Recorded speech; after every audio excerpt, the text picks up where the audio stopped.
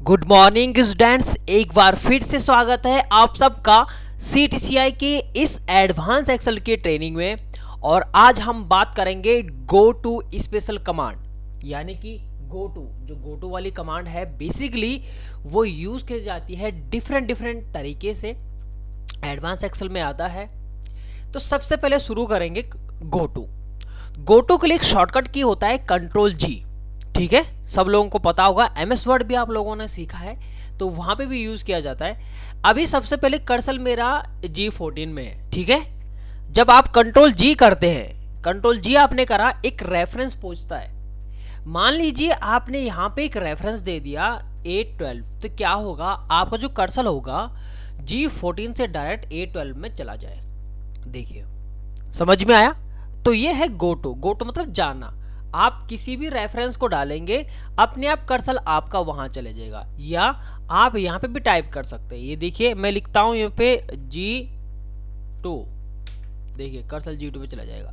तो दो तरीके हैं, नेम बॉक्स में भी जाके आप यूज कर सकते हैं and you can use with go to command.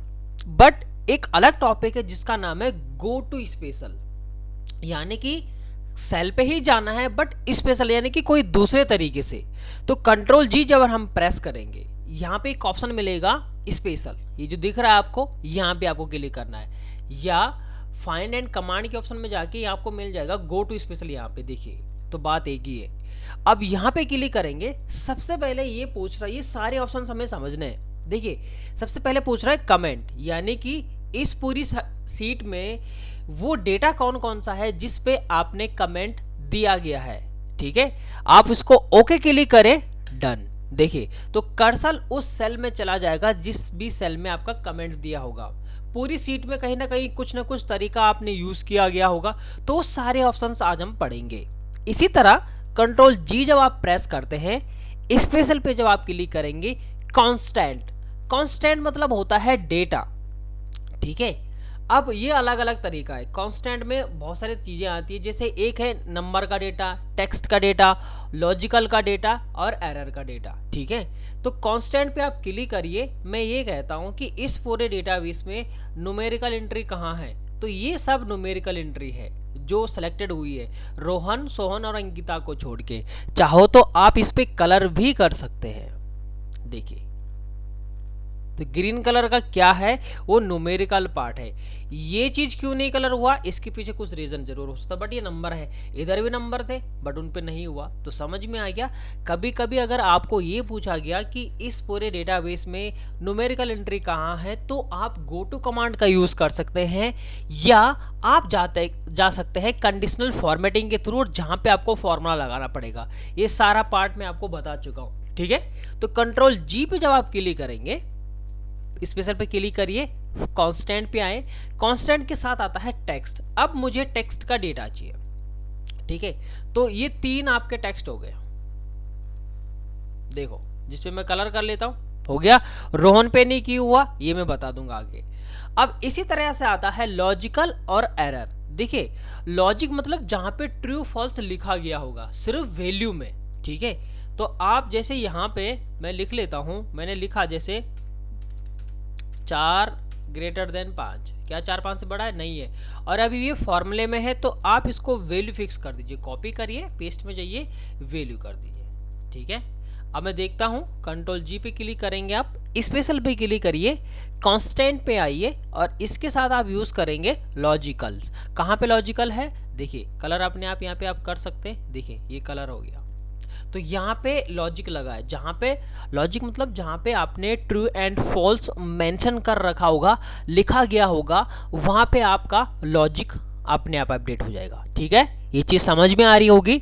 अब इसी के साथ Ctrl+G जब आप प्रेस करेंगे, इसका एक और एग्जाम्पल है कांस्टेंट में एरर मतलब जहाँ पे आपकी कोई एरर आई हो, बट ध्यान रखना कि वो वैल्यूज में होनी चाहिए। ठीक है, तो वो भी आपका कलर हो सकता है। इसी की तरह यहाँ पे देखते हैं फॉर्मूलेस। देखिए, फॉर्मूले पे आइए, अभी फॉर्मूले वाला पार्ट है। फॉर्मूला मतलब ऐसा कौन सा डेटा है जिस पे आपने कोई फॉर्मूला लगा रखा है। तो कांस्टेंट मतलब सिर्फ सिंगल डाटा होता है, फॉर्मूलाज मतलब होता है कि वो डेटा जिस पे आपने कोई फॉर्मूला लगा रखा है। तो दोनों अलग अलग चीजें ध्यान रखिए, दोनों में सेम फंक्शंस आपको मिलते हैं, बट नाम दोनों के डिफरेंट है। फॉर्मूला, अब फॉर्मूले पे आप जाएं, सबको हटा दीजिए। मैं ये चाहता हूँ कि ऐसा कौन सा डेटा है जिसपे मुझे न्यूमेरिकल एंट्री कहाँ पे, जिसपे मैंने फॉर्मूला लगा रखा है। देखिए, तो ये कलर हो जाएगा आपका।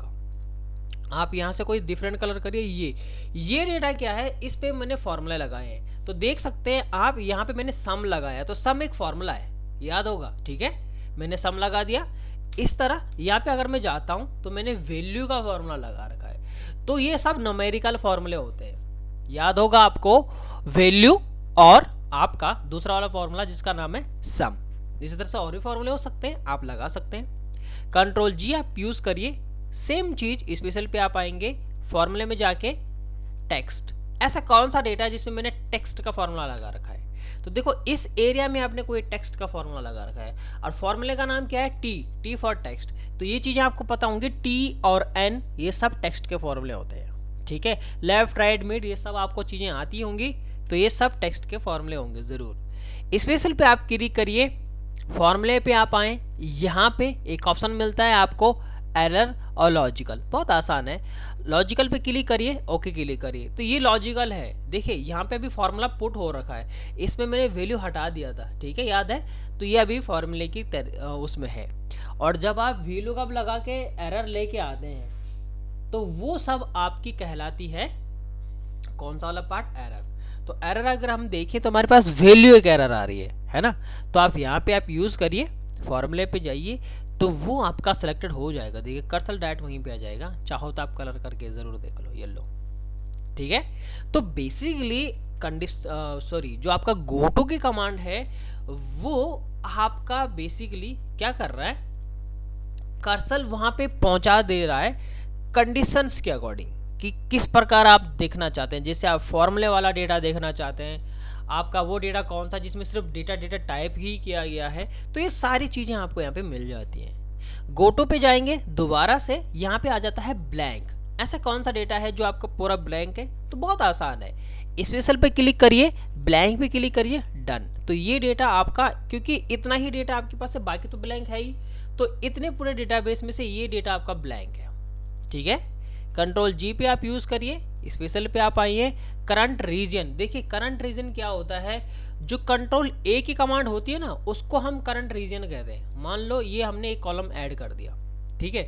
अब कर्सर मेरा यहाँ पे, अगर मैं कंट्रोल ए करूंगा तो मेरा इतना डेटा सेलेक्टेड होगा, यानी कि इसको करंट रीजन कहा जाता है। तो कर्सर आप यहाँ पे रख लो, इसके बेस पे आप गो टू स्पेशल पे जाइए, करंट रीजन पे क्लिक करेंगे आप, तो इससे क्या होगा, देखिए इतना डेटा सेलेक्टेड हुआ, यानी कि ये इतना इसलिए हुआ क्योंकि यहाँ तक डेटा लगातार टाइप है, यहाँ पे एक ब्लैंक आ गया, ठीक है।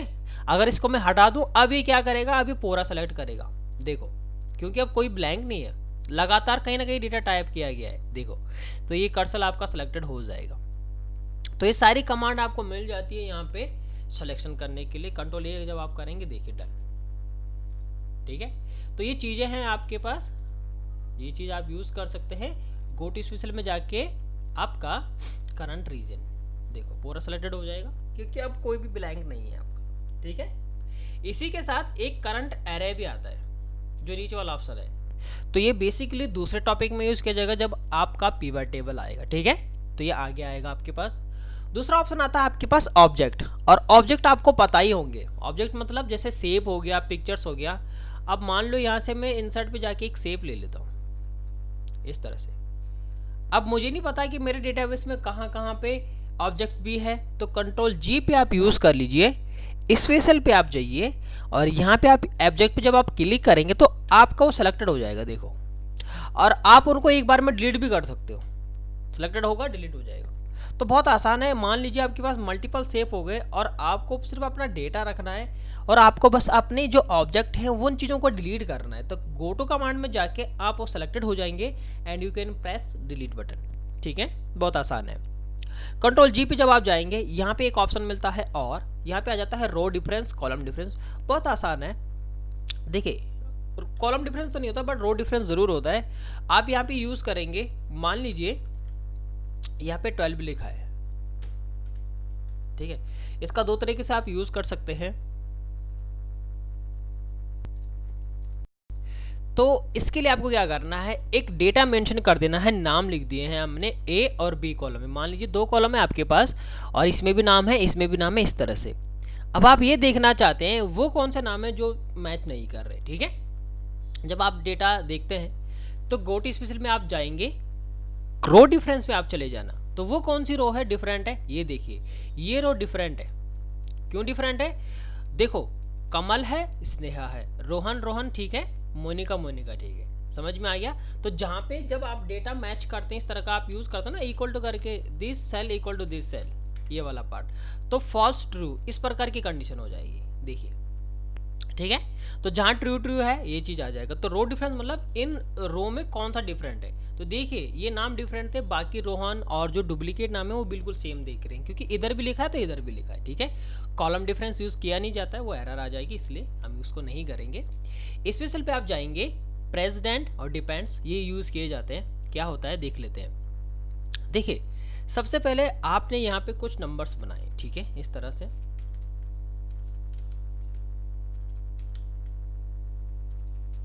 ये मैं नंबर लिख लेता हूँ इस तरह से, और मैंने क्या किया, मैंने इन सब का यहाँ पे सम कर दिया, ठीक है, एक एक करके।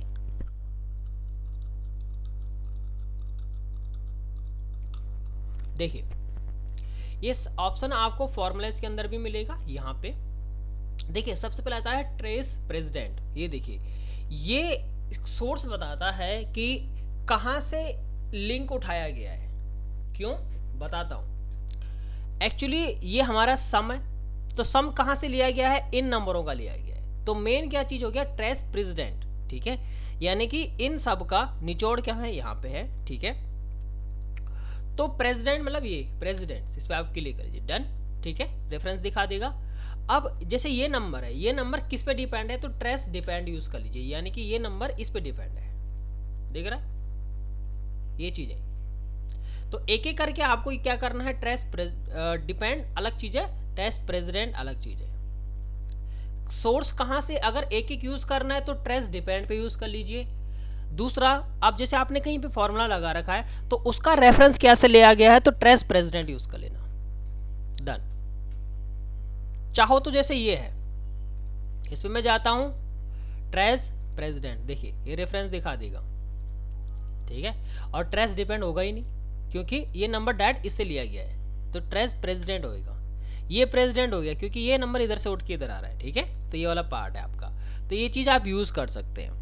कंट्रोल जी पे जाएंगे, अगला ऑप्शन है आपके पास स्पेशल, उसके बाद है last cell, visible cell only.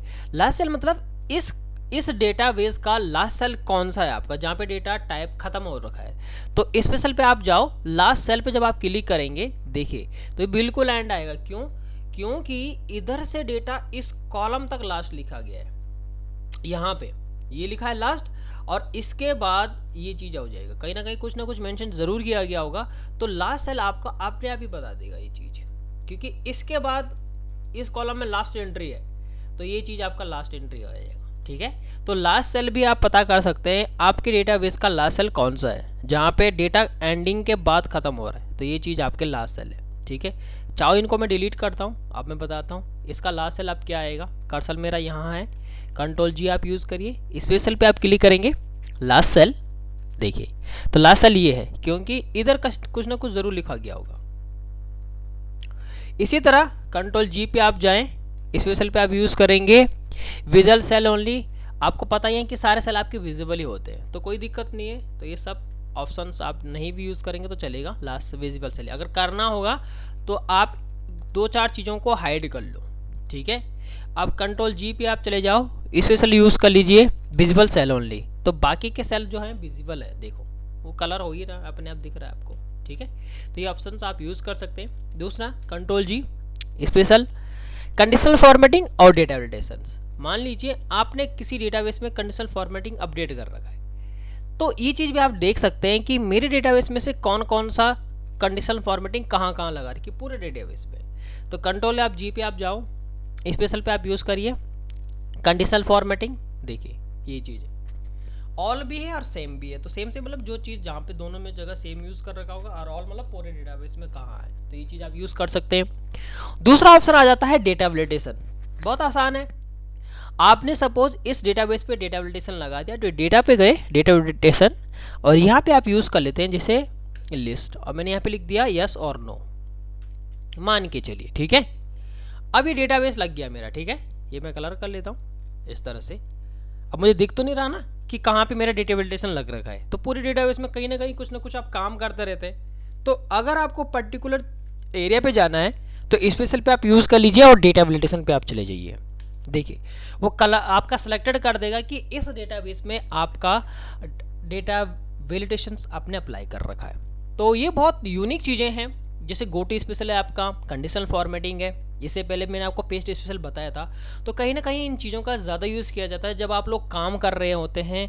Shorting आप जब करेंगे तो पर्टिकुलर कंडीशंस पे आप जा सकते हैं, जंप कर सकते हैं। तो ये सारी चीज़ें हैं। फॉर्मूलेस के साथ साथ एडवांस एक्सेल में ये जो टैब हैं, ये चीज़ें बिल्कुल अच्छी तरह से आपको आनी चाहिए, ताकि इन फ्यूचर में जब इनका काम पड़े आपको अलग अलग तरीके से, जैसे मैंने आपको बताया, जैसे आपको मैंने लॉकिंग बताया है, सेल लॉक करना सिखाया, तो कहीं ना कहीं यूज़ ज़रूर किया जाएगा।